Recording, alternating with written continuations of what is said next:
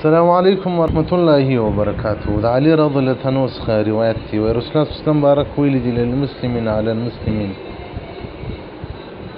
د مسلمان پر مسلمان باندې شپږ حق دي. کوم وخت چې مسلمان د مسلمان سره ملاقات سي سلام به ورباندې اچوي، السلام علیکم ورحمة الله وبرکاته.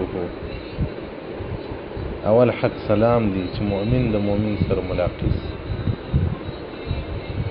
او دوم رسول الله صلی الله علیه وسلم بارک وی ویجیبه اذا دعاه، هغه دعوت د مېلمستیا درته وکړي، ډوډۍ ته طلب کړي،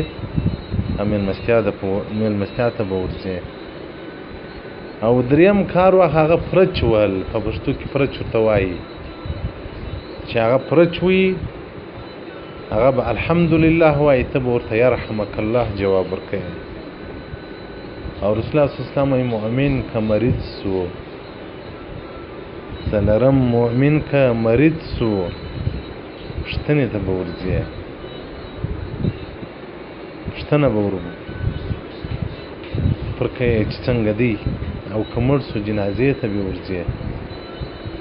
او پنځم ویحب له ما یحب لنفسه، د مؤمن ورور د پاره به هغه څه خوښي چې د ځان د پاره خوښي. دا د مطلق مؤمن مثلا په کلي کې در سره پروت دی، په بل کلي کې درته پروت دی، لاسرسی دې ورسره کېږي، نو که در سره ملاقات سلام به ورته وایي السلام علیکم رحمت الله. او که دعوت ته مېلمستیا درکوي ډوډۍ ته به ورځي. او که فرچ ویل د هغه فرچ په مقابل کې به یرحمک الله ورته وایي. او که مریض پوښتنه به ورباندې کوي. او که مړ سو جنازې ته به ورځي. او هغه څه به د ده دپاره خوښوي چې د ځان دپاره خوښوي. نو دغه پنځه شیان که په انسان کې راسي نو دغه انسان کامل مؤمن دی. اوس خو له بده مرغه سلام پر تعارف باندې څوک یې سره پېژندل نه، سلام نه ورته وایي. اجابت خلک مېلمستیاوې نه کوي، که وکړي باره دی ځان اچوي. او که مریض پوښتنه نه پرې کوي، مریض پوښتنه عظیم ثواب لري.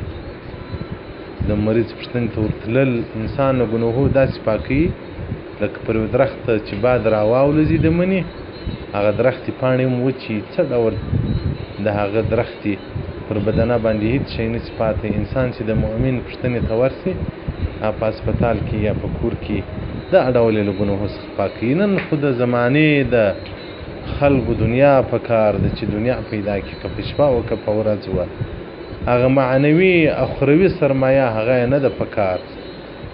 باید سړی په ژوند کې د آخرت سرمایه برابره کړي، له مرګه بعد بیا سرمایه نه برابرېږي. حدیث رقم 4643 جلد نمبر 8 مرقات صفحه 466 کتاب الادب الفصل الثاني. والسلام علیکم ورحمة الله وبرکاته.